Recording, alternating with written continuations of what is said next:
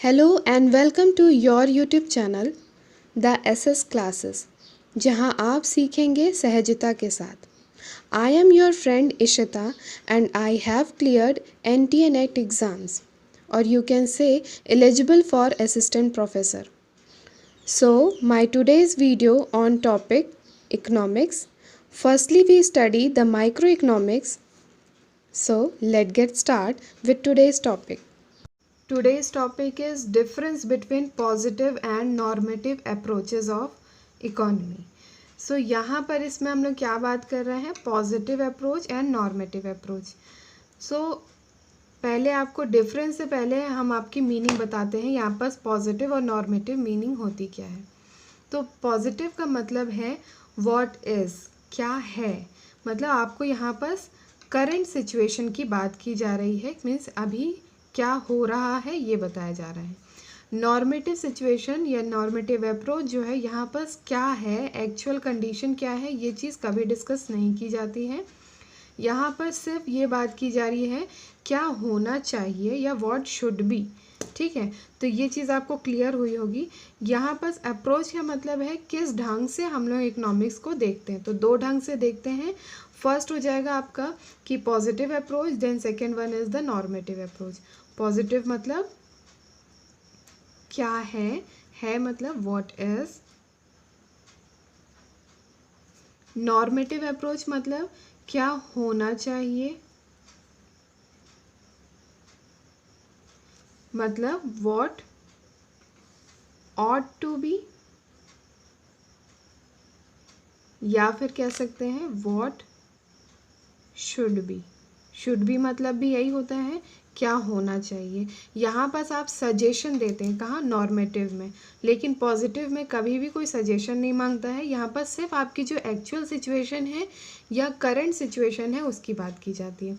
Normative जो है, यहाँ पर आप लोग कोई सजेशन या कोई आप अपने जजमेंट्स यहाँ दी जाती है, इसमें नहीं दी जाती। अब हम फर्दर इसके डिफरेंस की बात करेंगे तो होप आप लोग को क्लियर हो जाएगा। सो ये हमारे नोट्स से ही हम बता रहे हैं आपको क्या पॉजिटिव इकोनॉमिक अप्रोचेस हैं और क्या नॉर्मेटिव अप्रोचेस हैं।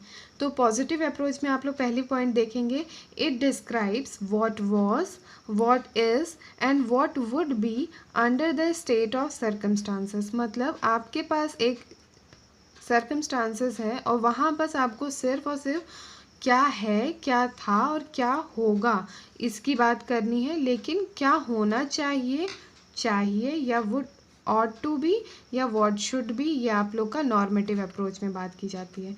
क्लियर हो गया होगा कि यहाँ पर है क्या और यहाँ पर क्या होना चाहिए। सेकेंड पॉइंट है बेस्ड ऑन एक्चुअल और रियल सिचुएशन। ये हमेशा बताता है कि आपका एक्चुअल सिचुएशन या करंट सिचुएशन भी कह सकते हैं। तो यहाँ पर आपकी क्या करंट सिचुएशन है उसी के बारे में बताता है।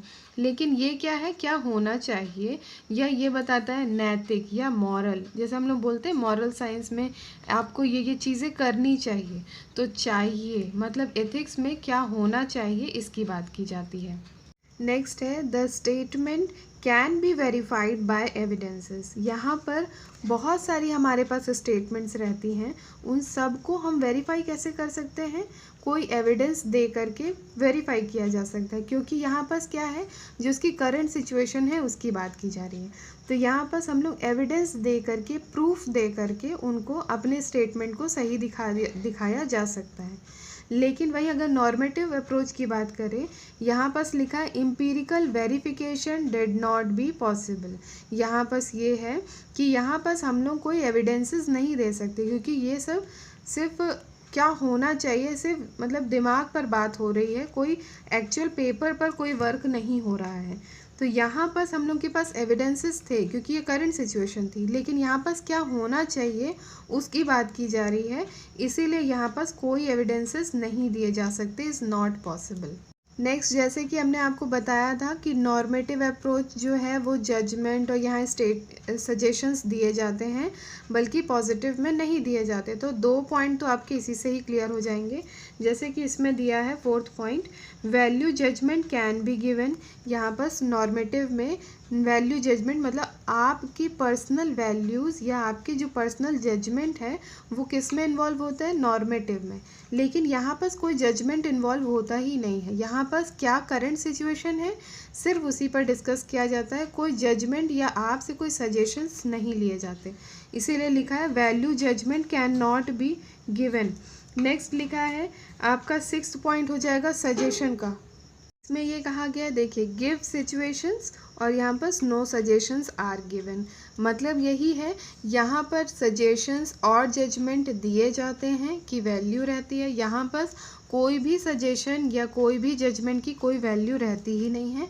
यहाँ सिर्फ करंट सिचुएशन या करंट एक्चुअल सिचुएशन की ही बात की जाती है।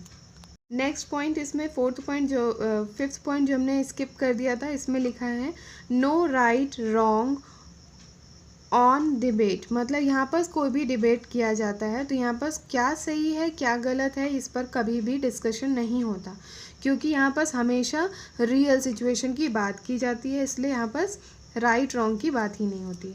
लेकिन यहाँ पर involve in right wrong debates. Fine.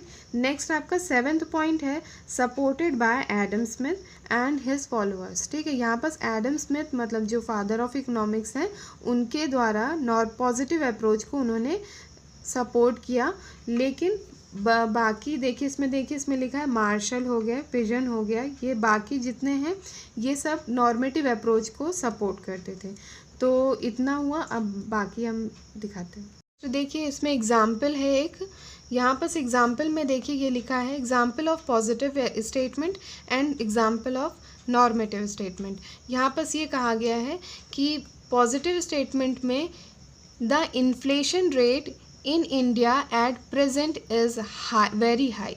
यहाँ सिर्फ एक स्टेटमेंट लिखी गई है कि इंडिया की जो इन्फ्लेशन रेट है, महंगाई की जो दर है वो बहुत ज़्यादा है आज के टाइम पर। ठीक है, ये सिर्फ एक स्टेटमेंट है, इसमें कोई उसने आगे उसके फर्दर कुछ नहीं कहा है। लेकिन अगर आप नॉर्मेटिव देखते हैं तो इसमें लिखा है government should check inflation. Government को चेक करना चाहिए क्या, इन्फ्लेशन महंगाई दर को चेक करना चाहिए सरकार को। तो यहाँ बस यही बात की जा रही है। देखिए आपको ईजिली समझ में आ जाएगी ये क्या स्टेटमेंट है, ये बता रहा है एट प्रेजेंट और यहाँ क्या होना चाहिए। ठीक है, इतना हो गया। अब देखिए ये चीज़ आपको होप आप लोग को क्लियर हो गई होगी जितना भी अभी हमने बताया। लेकिन अगर फिर भी कोई डाउट है तो प्लीज़ आप कमेंट बॉक्स पे लिख सकते हैं और इस चीज़ की हम PDF आपको कमेंट डिस्क्रिप्शन बॉक्स में दे देंगे। हिंदी की भी PDF दे देंगे क्योंकि कुछ स्टूडेंट्स हैं जो कि हिंदी प्रेफर करते हैं, तो उसकी भी PDF दे दिया जाएगा और इंग्लिश के नोट्स की भी PDF दे दी जाएगी। अगर ये वीडियो आपके लिए रियली यूज़फुल रही है तो please like this video and share also. और अगर आप चाहते हैं ऐसी ही वीडियो आपको मिलती रहें तो please subscribe this channel and press the bell icon, जिससे हमारी सारी वीडियोस की अपडेट आपको मिलती रहें। Thank you for watching.